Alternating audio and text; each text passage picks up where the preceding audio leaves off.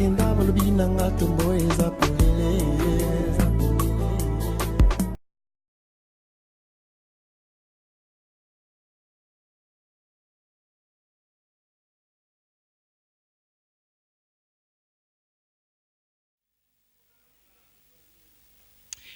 téléspectateurs, shalom, merci pour votre fidélité que vous faites montre à Golgotha Télévision. Nous nous excusons pour le retard avec lequel nous commençons. D'habitude, cette émission commence à 11h juste, mais nous nous excusons pour ce petit désagrément par rapport au temps. Même comme vous le savez, cette émission, c'est le docteur parle. Cette émission a pour philosophie de recevoir des docteurs qui sont en train de traiter les enseignements doctrinaux qui cadrent avec l'Église corps de Christ afin de remettre l'Église dans les normes, dans le droit chemin. Et aujourd'hui, d'une manière particulière, nous recevons le docteur Georges Soumaïli Sindagne avec nous déjà dans ce joli cadre. Nous disons shalom papa. Shalom Michel. C'est encore un plaisir pour nous de vous recevoir aujourd'hui pour la suite de notre émission, le docteur parle. Merci beaucoup, on va prier. Seigneur, nous voulons te rendre grâce pour ce temps que tu nous donnes. Merci pour tous ceux qui nous suivent et qui continueront à nous suivre de près ou de loin. Nous sanctifions ces moments. Parlez-nous au nom de Jésus-Christ. Amen. Amen. Alors docteur, aujourd'hui nous vous recevons. Nous voulons avoir le sujet autour duquel nous allons parler aujourd'hui. Merci beaucoup Michel. Et la fois passée, le peuple m'avait demandé, et j'avais promis que je vais continuer sur l'ordination, où je devais parler de l'onction d'huile. Mais j'ai reçu des coups de fil, beaucoup de coups de fil, des gens qui m'ont demandé de parler sur la réalité actuelle. La réalité actuelle. Oui. Oui. Et ils m'ont posé la question, docteur, est-ce que vous pouvez nous parler, nous répondre si un chrétien peut voter et quelle doit être la position de l'Église par rapport aux campagnes qui se passent et aux élections actuelles. Donc, c'est-à-dire, aujourd'hui, nous allons parler de l'Église face aux élections, ou quelle est l'implication de l'Église dans le processus électoral, pratiquement, qui est une réalité sur toute l'étendue de la vie de Lumumba, plutôt de la République démocratique du Congo. Oui, et il est de devoir pour nous, en tant que docteur, d'éclairer la population, l'Église, les chrétiens qui nous suivent. Que dit la loi biblique? Qu'est-ce que nous pensons, nous, en tant que chrétiens, en tant que serviteurs, par rapport aux réalités actuelles du pays? Alors, aimables téléspectateurs, aimables auditeurs, vous nous suivez à partir de votre poste téléviseur, vous nous suivez à partir de votre radio. Nous vous disons, vous pouvez appeler ou nous faire des textos au 099 71 90 307, ou vous pouvez encore intervenir au 082 500 50 22 à la fin. C'est les questions que vous pouvez, c'est via les deux numéros que vous pouvez entrer en contact avec cette émission. Le docteur parle. Est-ce que le chrétien doit voter? Est-ce que les chrétiens doivent recevoir les candidats qui sont en train de venir battre campagne? Et est-ce qu'un homme de Dieu peut postuler? Est-ce qu'il peut aller au vote? Il peut être député? Tout ceci seront bien sûr les questions qui seront répondues avec le docteur Georges Soumaïli. Docteur, nous pouvons commencer déjà la matière. Merci beaucoup, frère Michel.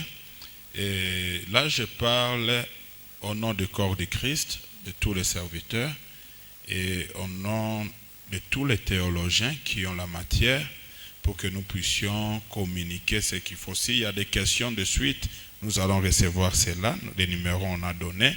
Mais ceux qui veulent approfondir peuvent venir à l'académie ou à la faculté théologique. Nous allons approfondir avec eux. Alors, est-ce que les chrétiens doivent-ils voter? La personne qui m'a appelé, la première personne, il a posé la question, mais docteur, est-ce que vous pouvez nous aider de parler? Parce que nous voyons dans nos églises ce qui se passe. Il y a des candidats qui viennent, il y a des affiches qu'on place, il y a des pasteurs qui parlent de qui voter et tout. Est-ce que ça peut se faire dans l'église? Bon, nous avons une réponse que nous venons donner, nous allons parler, et pour que nous puissions éclairer la tête de tous ceux qui nous suivent. D'abord, une chose, nous devons savoir que tout ce que nous avons à faire, nous les chrétiens, la Bible nous dit c'est Dieu qui met en nous le vouloir et le faire. Alors, est-ce que les chrétiens doivent-ils voter? Est-ce que les chrétiens peuvent faire la campagne? Est-ce que les chrétiens peuvent faire la politique?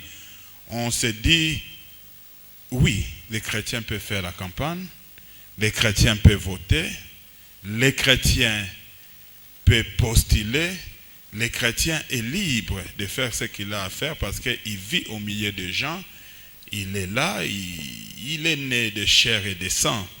Et la réalité politique, la réalité sur terrain nous amène, nous en tant que chrétiens, nous en tant qu'Église, de vivre aussi cette réalité. Mais nous disons ceci, l'Église, c'est le corps mystique de Jésus-Christ. L'Église est spirituelle, mais lorsque nous donnons la définition naturelle, normale, c'est l'ensemble des personnes qui se réunissent dans un lieu connu, une adresse fixe, qui respecte les sacrements et qui a un pasteur qui les guide. Et ça, c'est l'Église. Et nous savons que l'Église est apolitique. L'Église est apolitique. Et pour nous, les Congolais, la Constitution dit que nous sommes un État laïque. Oui. Donc, la loi électorale a prévu que tout ce qui va se passer, les campagnes, le quoi, que ça se fasse en dehors. 1. Des écoles. 2. Des églises. 3. Des camps militaires. Donc ça, c'est la loi électorale. Toutes ces choses-là est prévues dans la loi. Que l'église, l'école, les camps militaires n'est pas un lieu où il faut faire des campagnes, où il faut parler de ces choses. Voilà pourquoi, pendant cette période, nous disons l'église n'est pas un lieu où on doit faire des campagnes, où on peut poster des photos, où encore on peut présenter les députés. Là, je ne comprends pas très bien parce que nous sommes en train de voir dans les églises quand même le pasteur émettre son opinion, sa position par rapport à qui il va voter. Il va dire à la chaire, moi je vais voter pour une personne telle, et nous recevons des députés en train de venir pour dire qu'ils veulent bénéficier d'une prière particulière afin de pouvoir traverser, ou que cette onction les accompagne jusqu'à l'élection. Alors j'aimerais, quand vous êtes en train de dire que l'Église est apolitique, nous voulons comprendre qu'est-ce que vous êtes en train de parler par, qu'est-ce que vous êtes en train d'entendre par apolitique. Vous avez cité les écoles, vous avez cité, lorsqu'on parle des écoles, c'est-à-dire les universités, les institutions et tout ce qui entre dans le cadre d'école et tout, et les camps militaires. Nous voulons entrer en profondeur pour pouvoir concilier cela à la loi biblique pour positionner le chrétien aujourd'hui. Merci beaucoup, Michel. Nous devons rester dans la loi biblique pour que nous puissions se mettre d'accord. Est-ce qu'un pasteur a le droit de se tenir à la chaire et dire est-ce que nous pouvons, nous, à notre niveau, voter telle personne? Est-ce que nous pouvons, moi, ma position, je vais voter telle personne? Écoute, l'Église est un milieu neutre où les gens viennent avec leurs problèmes spirituels. Ils ne viennent pas pour qu'on puisse leur donner des orientations politiques ou leur montrer qui voter. Le pasteur peut avoir sa conviction, il peut avoir son choix, mais il n'a pas à influencer les membres de son église. Mais que dit la Bible? J'aimerais que nous puissions lire un verset pour que nous puissions évoluer. Allons dans 1 Timothée 2, les versets 1 à 4. 1 Timothée 2, 1 à 4. 1 Timothée chapitre 2. Les versets 1 à 4, nous lisons la parole au nom de Jésus. J'utilise la version Thompson. La Bible dit « J'exhorte donc en tout premier lieu à faire de à faire de requêtes, prières, intercessions, actions de grâce pour tous les hommes, pour les rois et pour tous ceux qui occupent une position supérieure, afin que nous menions une vie paisible et tranquille, en toute piété et dignité. Cela est bon et agréable devant Dieu, notre Sauveur, qui veut que tous les hommes soient sauvés et parviennent à la connaissance de la vérité. Amen. Amen, amen. Oui, nous sommes en train de continuer, c'est le verset que vous venez de nous donner. Nous avons lu dans 1 Timothée chapitre 2, le verset 1er au verset 4. Et là, on est en train pratiquement de parler. Et d'ailleurs, avant que nous ne puissions développer, il y a un frère qui dit « Bonjour, c'est Jean Kadila depuis la Kenya. Est-ce que les hommes de Dieu peuvent-ils postuler et pourquoi ?» Ce sont les réponses que nous sommes en train de répondre. Ce sont des questions auxquelles nous sommes en train de répondre. Alors, soyez tranquilles. Le docteur est en train de parler. C'est sûr que vous allez avoir votre part de réponse. Docteur, nous continuons. Oui, le docteur parle, bien sûr. Et est-ce qu'un homme de Dieu peut postuler? Oui, un homme de Dieu peut postuler. Mais est-ce que c'est tous les hommes de Dieu qui peuvent postuler?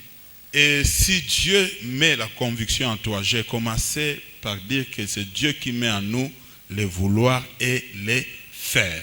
Okay. Donc, si Dieu met dans ton cœur ces désirs-là, tu peux être pasteur, apôtre, docteur, enseignant, évangéliste, diacre, ancien, ou chantre, ou quoi.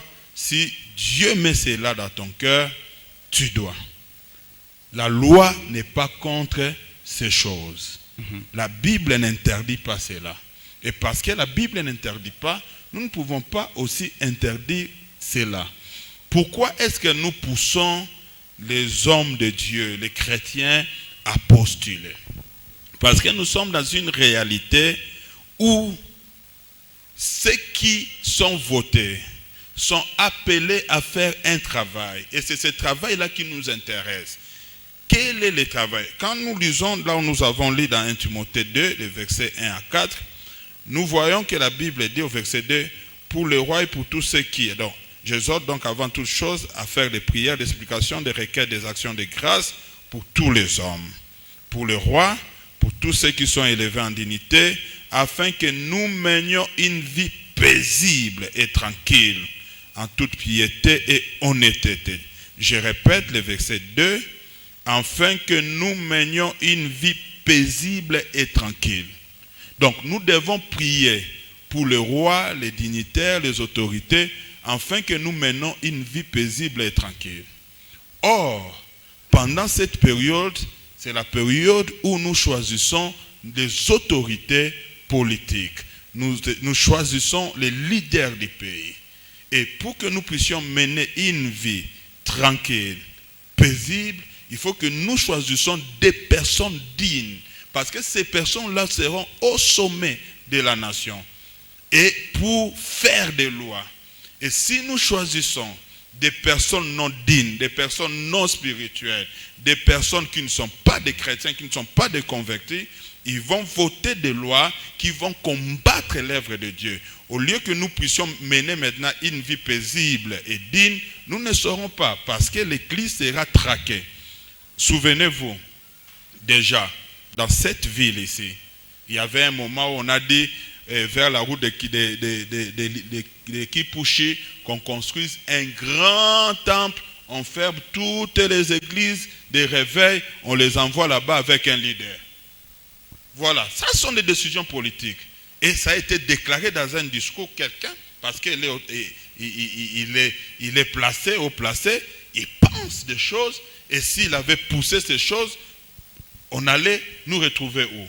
Voilà pourquoi nous voulons des chrétiens dignes, mieux placés, mieux positionnés, qui peuvent faire des lois pour l'avancement de l'œuvre de Dieu. Docteur, vous avez dit que notre pays, la République démocratique du Congo, est un pays laïque, selon la loi. Et si vous dites que nous devons mettre des chrétiens qui doivent commencer à édicter de lois, c'est-à-dire vous voulez faire de notre gouvernement un gouvernement chrétien, c'est ce que vous voulez dire?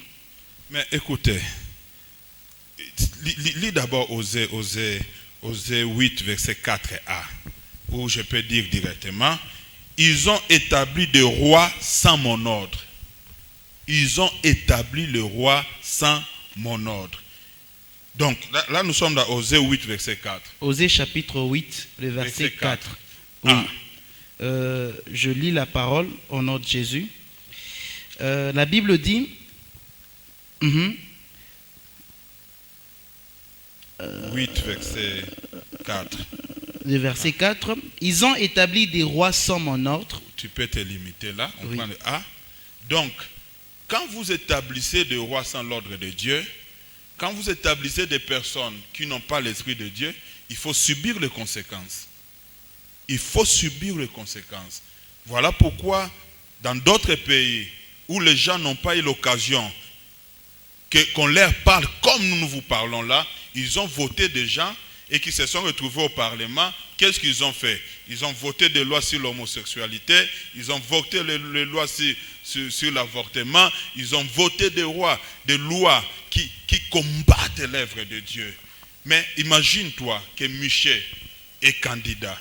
Tout le monde connaît Michel, un chrétien qui maîtrise la loi du Seigneur. Et qu'on te vote, non pas parce que tu es un jeune monsieur, mais on te vote parce que tu as l'Esprit de Dieu. Lorsque tu vas te retrouver au Parlement, à tout moment que les antichrists qui sont au Parlement voudront faire des lois pour détruire l'avancement de l'œuvre de Dieu, nous savons que nous avons Michel, qui va se lever, qui parlera, qui va défendre avec l'Esprit de Dieu et l'avancement de l'évangile et qui va contrecarrer, bloquer ces lois. Et imaginez-vous que nous avons 500 Michel au Parlement. Le pays sera béni. Alors, docteur, il y a un problème tout à fait très important ici. Nous sommes en train nous sommes dans un pays qui est tout à fait laïque. Je n'en disconviens pas. Les chrétiens doivent être aussi, doivent faire partie figurante dans le gouvernement afin qu'il soit équilibré. Mais si vous voulez que le pouvoir ou les chrétiens dominent beaucoup plus dans le gouvernement, c'est-à-dire que vous êtes en train de demander qu'à ce que tout, je ne sais pas si vous êtes en train de comprendre ma question. Alors vous voulez demander qu'à ce que nous, en tant que chrétiens, nous puissions voter pour tous les pasteurs, pour tous les hommes, bon, comme nous sommes en train de voir, candidats honorables, candidats pasteurs et tout ça. Vous voulez que tous les gouvernements soient chrétiens ou bien vous laissez aussi... Parce qu'il n'y a pas que seulement les chrétiens qui ont des bonnes idées. Non. Il y a aussi la Bible commence dans le livre de Timothée que nous avons commencé. La Bible dit prier pour tous les hommes. Je vous exhorte de prier pour tous les hommes. Michel, dans tous les hommes, il n'y a pas seulement les chrétiens, Michel, il y a aussi les gentils, les païens. Nous sommes là devant un choix que nous devons faire. Nous sommes devant notre responsabilité sociale. Et nous n'avons pas les écailles aux yeux. Nous ne sommes pas des sourds-muets. C'est-à-dire, nous voyons les programmes que les candidats donnent. Combien de ces candidats, j'ai essayé de suivre, combien parlent de l'avancement de l'évangile? Ils parlent, non, on va construire des ponts, le social, la sécurité, le quoi. Mais la première sécurité, c'est Dieu. Si l'Éternel ne veille, celui qui veille, veille en vain. Si l'Éternel ne bâtit, celui qui bâtit, bâtit en vain. Donc nous, en tant que l'Église, nous avons la responsabilité. Lis avec moi un passage. Proverbe 28, verset 12. Nous allons découvrir la pensée de Dieu. Parce que les élections, il y a des gens qui vont gagner, il y a des gens qui vont perdre. Mais la Bible est en train de dire ce qui se passe. Proverbe 28. Verset 12. Verset 12, la Bible dit, quand les justes triomphent, Oui. c'est un grand honneur. Quand les méchants s'élèvent, chacun se cache.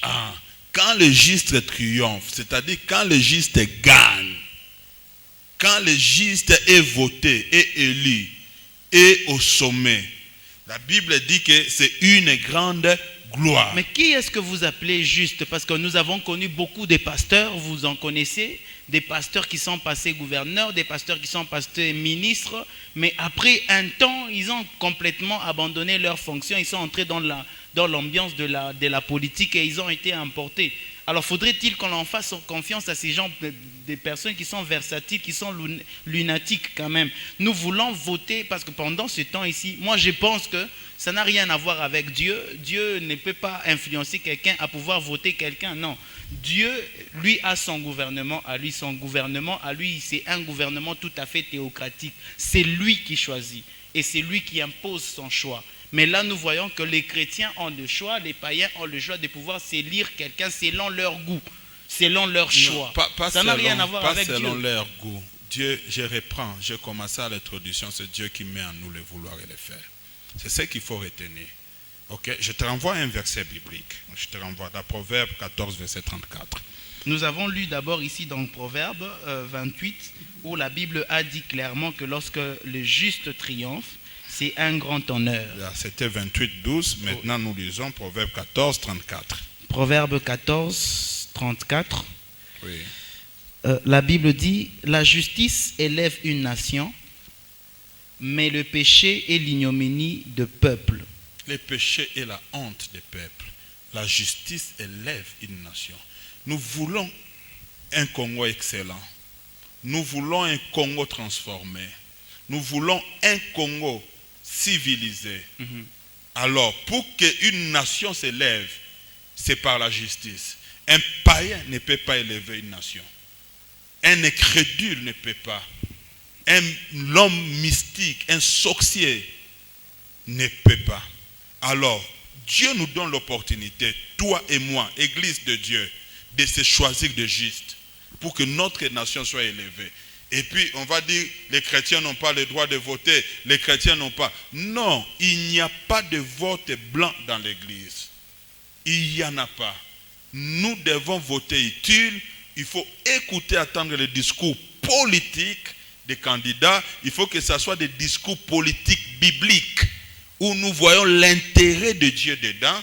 Et lorsqu'il y a l'intérêt de Dieu, nous savons que la nation sera élevée. Oui, même le problème, c'est lequel, parce que déjà le Congo rencontre une difficulté, c'est un pays laïque.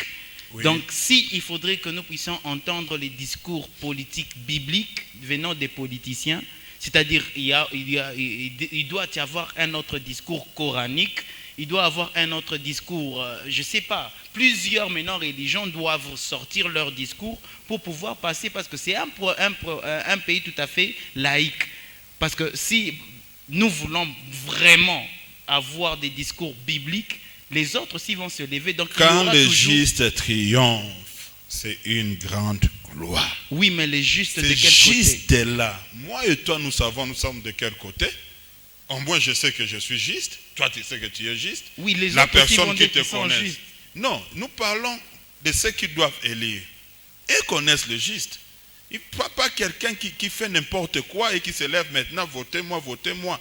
Et puis il arrive là-bas, ce sont des lois négatives qui passent et qui commencent à combattre l'Église, qui commencent à détruire les gens. Non, nous ne voulons pas de ces choses. Écoute, les gens qui viennent maintenant dans des églises, tous ces candidats à la députation à tous les niveaux, qui viennent dans des églises prier pour moi et voter pour moi, ils font des dons. Nous n'allons pas refuser les dons. Les dons, les églises peuvent les recevoir. Ok, mais quand tu viens dans l'église, qu'on ne te donne pas la chaise du roi, non, tu es membre, tu es fidèle, tu viens, tu t'aimes. Après, si tu fais ton don, tu fais. Et tu n'as pas à prendre la parole à la chair. La chair est chère. On ne peut pas faire monter un candidat à la chair pour qu'il parle à qui? Au peuple de Dieu. Non, l'église n'est pas là pour faire la propagande ou la campagne des gens. L'église, nous devons arrêter les choses. Les églises qui font ces choses, les pasteurs qui font ces choses, je vous exhorte, ne les faites plus. Si un candidat vient, il a besoin de la prière, recevez-les, mettez-les à soi. L'église peut prier, les soutenir, parce qu'il vient demander la prière. Comme on dit, on nous demande de prier pour tous les hommes, n'est-ce pas? Oui. Il est un homme, on va prier pour lui, mais on n'a pas à lui donner les micros à la chair pour qu'il parle. Moi, c'est le numéro tel, le numéro 0. Votez, moi, je ferai ceci, cela pour vous. Non.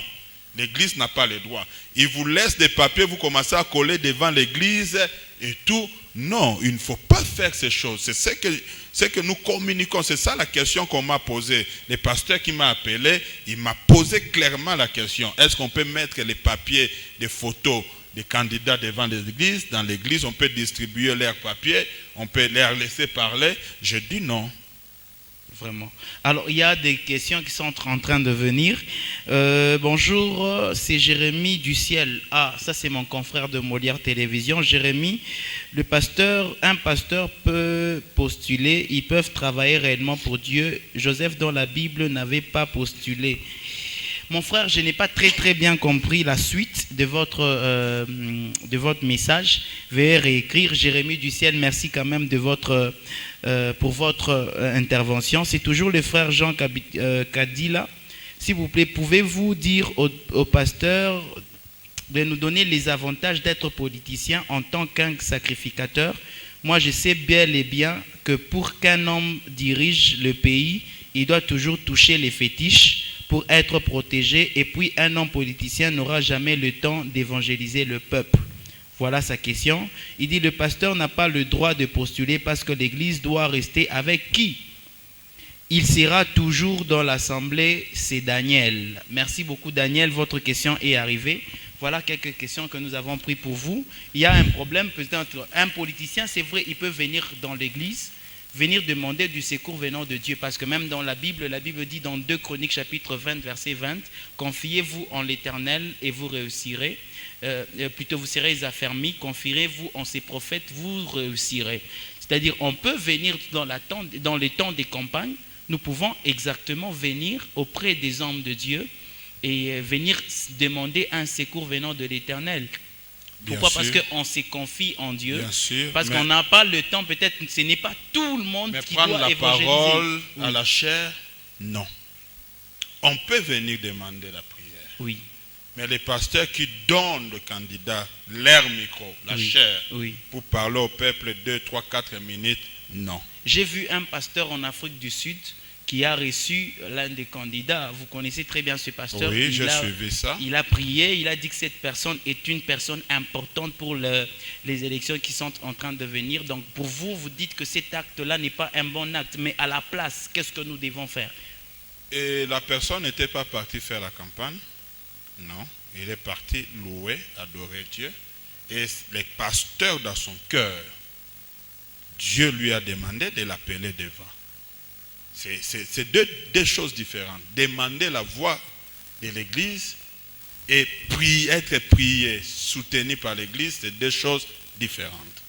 Donc, pour répondre au pasteur qui a posé la question, est-ce que les pasteurs peuvent postuler, vont laisser l'église à qui et tout? Allons dans Romains 13.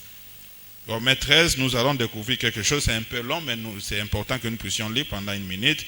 Tu peux lire les versets 1 à 7, Romains 13. Romains chapitre 13. Oui, 1 à 7, nous allons découvrir. Donc, restons calmes et posés dans ces moments ici.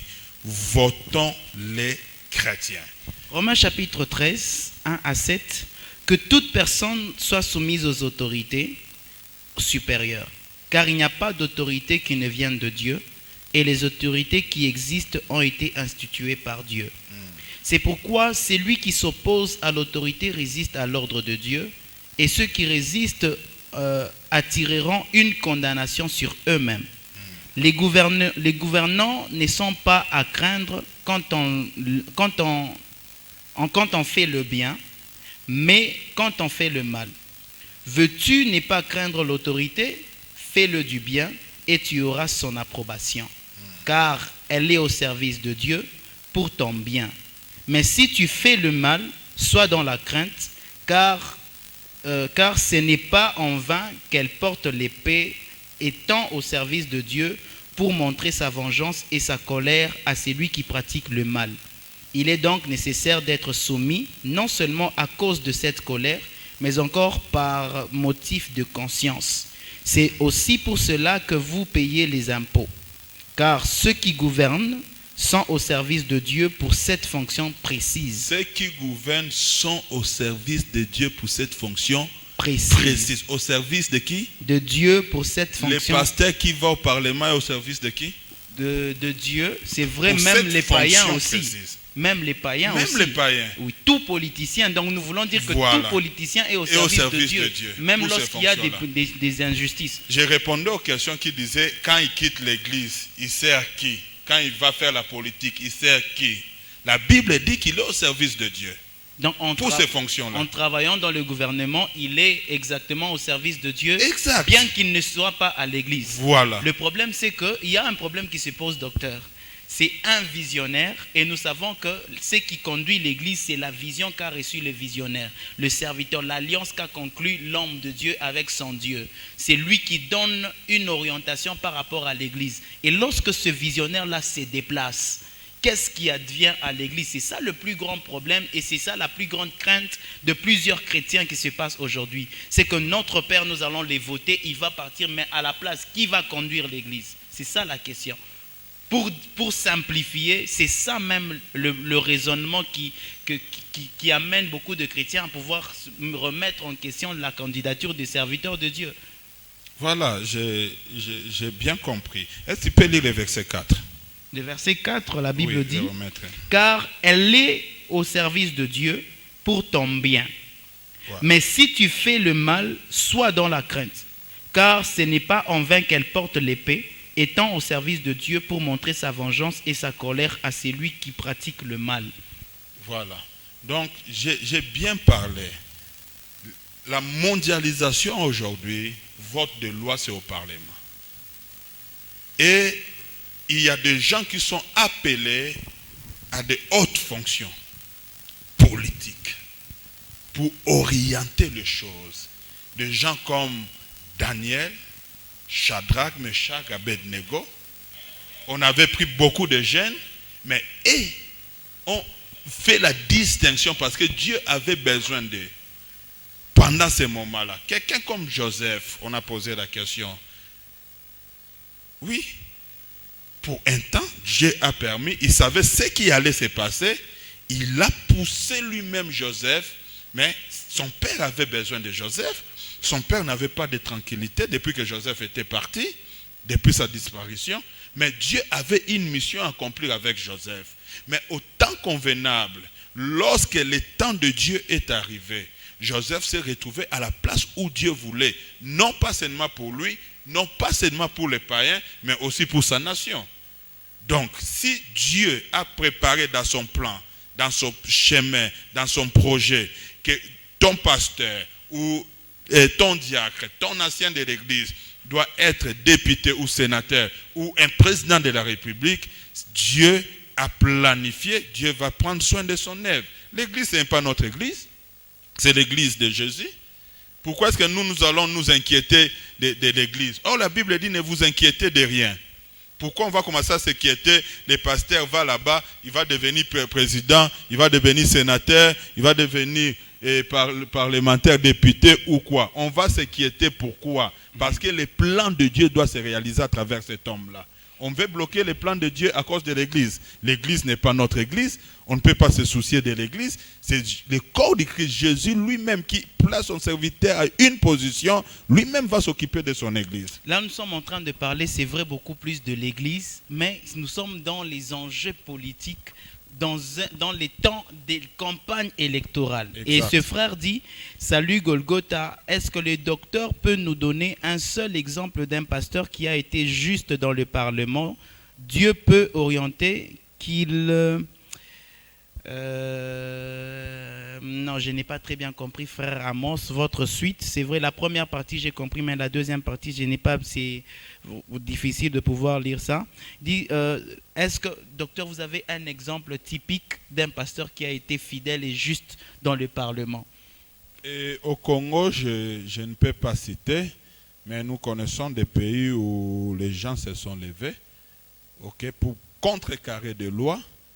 Et nous avons un pasteur infamé, Jackson, en Amérique, des pasteurs Jackson dont tout le monde connaît, qui avait même postulé au niveau présidentiel, tu vois.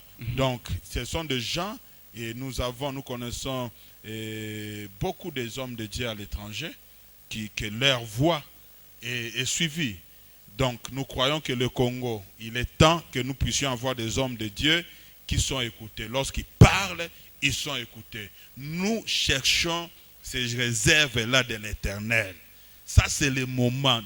Les enjeux politiques sont là, mais il y a toujours les réserves de l'Éternel. Là, vous êtes en train de beaucoup plus marteler sur l'Église. Donc, tous les parlementaires qui vont passer doivent mettre un accent particulier sur l'Église dans la protection. Parce que nous voyons que, c'est vrai, les lois peuvent être édictées. Michel, ce sont les tu parlementaires. as suivi d'abord tous les candidats présidentiels parler. Oui. Vous les avez entendu parler des choses de Dieu? Oui, parce que ça n'a rien à voir avec... Ils savent que ce qu'ils sont en train de faire n'a rien à voir avec Dieu. Et Dieu sait que ce que le Congo fait n'a rien à voir avec lui. Écoute, on peut faire des plans, on peut programmer pour la nation, on peut tout faire. D'abord Dieu. D'abord Dieu. Nous voulons des leaders chrétiens à tous les niveaux. Nous voulons des leaders chrétiens. Oui, vous avez dit d'abord Dieu, mais quel Dieu qui doit être adoré au Congo, parce que c'est un pays censé être laïque. Là, c'est une guerre qui va maintenant s'installer entre les religions. Non, nous appelons pas à la guerre des religions. Nous parlons aux chrétiens qui nous écoutent que nous devons voter utile. Suivons le programme, votons utile. Le juste qui va triompher, ça sera pour la gloire de notre Dieu. Donc c'est ça la loi biblique. Nous nous limitons là. Et écoutons les programmes des députés, écoutons les programmes présidentiels, écoutons les programmes à tous les niveaux. Les gens qui peuvent se tenir, qui peuvent éviter l'homosexualité, qui peuvent éviter les lois sur tout ce qui est en dehors de la Bible qu'on essaie de nous imposer maintenant. Nous voulons des gens qui vont se lever, qui vont défendre les chrétiens, qui vont défendre les valeurs bibliques. Ce sont des gens, moi je parle à l'église, moi je parle aux chrétiens, je ne parle pas à n'importe qui, je suis en train de parler aux gens qui nous écoutent. Ils nous demandent, est-ce que nous devons voter? Oui, voter. Nous devons voter qui? Voter les personnes qui peuvent défendre la loi biblique. Les gens qui sont des justes, qui peuvent amener de l'élévation du Congo. Voilà les personnes que nous devons voter. Donc ce sont des personnes, s'il faudrait voter, il faudrait voter utile, c'est-à-dire des personnes qui vont défendre valablement. Vous avez dit dans 1 Timothée où nous avions lu, vers le verset 2, dit pour prier, faites toutes sortes de prières pour le roi et pour tous ceux qui occupent une position supérieure, afin que nous menions une vie paisible et tranquille en toute piété et dignité. C'est-à-dire les personnes que nous devons élire en un mot pour notre quiétude et notre... Exact, Michel. Une vie tranquille et pièce. Tu sais, quand tu lis dans Actes 5, 27 à 29, vous allez trouver Pierre et les apôtres, on les a amenés devant les Sahédréens et les sacrificateurs. On les a fouettés.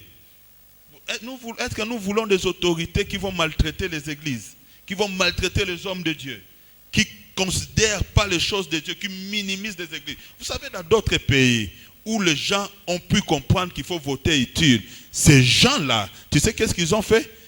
Ils ont voté des lois où les églises peuvent avoir des crédits, où les églises reçoivent des exonérations. Vous achetez des bis, vous construisez, vous avez des matériaux qui entrent. On vous dit quoi?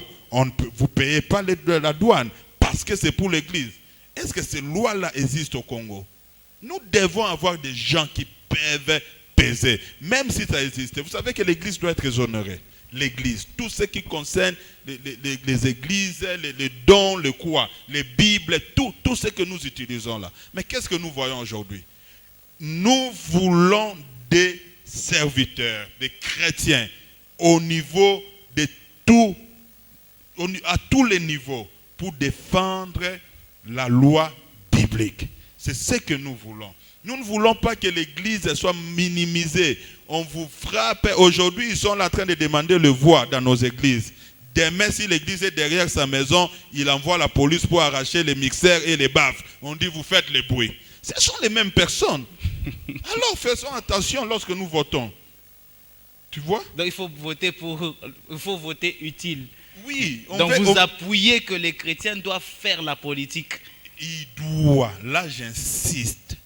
J'encourage les frères, faites-vous connaître, les serviteurs, les pasteurs, les justes, faites-vous connaître. Nous voulons ces gens-là, nous voulons entendre votre programme pour que nous puissions vous donner nos voix. Donc vous pouvez faire la politique. Mais écoutez, pourquoi pas? Pourquoi pas? Si je dois amener notre nation à un niveau supérieur. Mais si Dieu me choisit, j'irai avec plaisir. Donc ce n'est pas une question de vocation, quelque chose, parce qu'il y a certaines personnes qui sont appelées à faire ça et certaines qui ne sont pas appelées à... C'est Dieu qui met en nous le vouloir et le faire, j'insiste. Même toi aujourd'hui, si tu veux, je vais te soutenir. Parce que je te connais. Je connais que tu es injuste. Je vais te soutenir. Aimable téléspectateurs, candidat Michel Paul. C'est très important. Yves Chemou. Salut, en fait, face à l'argent, le pasteur ne sera pas corrompu du point de vue de la loi qui est votée à l'Assemblée nationale, signé Héritier Garzin. Héritier, je parle d'injuste. Comment est-ce qu'un juste va se laisser corrompre? Voilà pourquoi je dis il faut voter utile. Il faut voter les... Pas des chrétiens qui viennent à vos églises pour avoir les voix maintenant. Vous les voyez pendant cette période et puis ils disparaissent. Non. On doit connaître leur cursus, leur chemin. On sait que c'est un frère en Dieu, c'est une sœur qui sait. On doit connaître ta vie. Pas tu commences à nous flatter à ce moment, tu n'auras pas nos voix. L'église, je parle encore aux serviteurs et servants, je parle aux églises. Ne mettez pas leurs affiches devant les églises. Ne leur donnez pas la chair pour qu'ils parlent, votez-moi. Non, il faut voter les justes pour que la nation s'élève.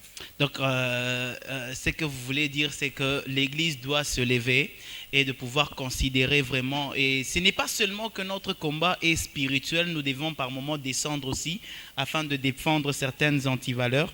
Docteur, je suis en fait toutes les nations... Ok. Les questions sont en train de venir, mais nous sommes en train d'aller chuter petit à petit. Nous voulons que vous puissiez faire un récapitulatif. C'est très important que le peuple de Dieu puisse avoir la quintessence de ce dont nous avons parlé aujourd'hui. Vous pouvez continuer, oui? Oui, et j'aimerais dire ceci. Il est important, j'appelle à tout le monde, tous ceux qui me suivent, tous les chrétiens, il faut voter. Il ne faut pas dire non. Et c'est interdit. Nulle part la Bible interdit de voter. Nulle part la Bible pousse les gens de voter. Mais devant notre conscience, Dieu nous donne l'opportunité d'avoir des justes comme autorité. Au lieu que nous puissions commencer à prier pour notre tranquillité, notre piété, notre quiétude, c'est le moment de choisir des personnes qu'il faut. Et lorsque nous leur donnons la voie qu'il faut, ce sont des justes, ils vont aller faire le travail de Dieu, pas le travail des hommes. Parce que Dieu sera au devant, ça sera d'abord Dieu. Et parce que Dieu sera au devant, la nation va s'élever, le Congo sera béni, le Congo va vivre la grandeur, sa grandeur. Alors nous voulons, à ce moment, tous les pasteurs, nous vous disons, évitons. La loi électorale interdit que nous puissions utiliser les églises comme lieu de campagne. Arrêtons ces choses, ne les faisons pas. Si tu es pasteur, l'église est naître, ne demande pas aux membres de ton église de te voter. Laisse-les, ils te connaissent ta foi. Eux-mêmes vont voir ta justice et ils vont te donner leur voix. Alors, l'église, restons neutres et votons utile. Voilà, vous avez compris. Le docteur a parlé, aimable téléspectateurs. À vous donc d'en juger et de pouvoir prendre des bonnes résolutions afin que les enjeux politiques de la RDC puissent comprendre, retourner aux valeurs qui vont faire que le développement soit visible, palpable et que nous puissions être grands à la surface du monde tel que le Seigneur a déjà préparé pour la République démocratique du Congo. N'oubliez surtout pas, la Bible elle-même est politique. Dans la Bible, on a parlé des gouvernements. Lorsqu'il y a un gouvernement, c'est-à-dire il y a une politique qui est poursuivie. D'ici là, portez-vous bien. Shalom chez vous.